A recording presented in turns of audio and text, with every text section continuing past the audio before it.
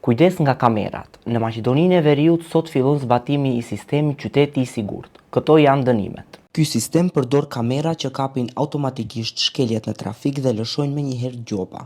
Në fazën e parë, sistemi funksionon vetëm në Shkup, Tetov, Kumanov dhe në korridoret 8 dhe 10.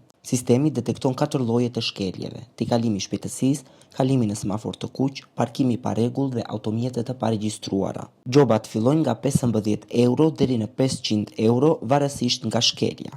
Qytetarët njoftohen përmes SMS porosive ose email adresave ku përfshihet linku për procesverbalin me detajet e shkeljes. Gjobat mund të paguhen në formë elektronike, në bank ose në postë. Nëse paguhet brenda 8 ditëve, qytetari paguan vetëm gjysmën e gjobës. Në rast mos pajtimi me gjobën, çështja kalon në gjykatë ose në prokurori. Shoferët me targa të huaja nuk do ndalohen në kufi gjatë daljes, por nuk do të mund të rifuten pa e paguar gjobën. Derisa sistemi hyn në funksion, qytetarët ankohen për infrastrukturë të dobët rrugore, si semafor jo funksional dhe sinjalistik të pamjaftueshme. Detaje më të hollësishme se si do të funksionojë ky sistem në praktik mund të gjeni në Portal MK.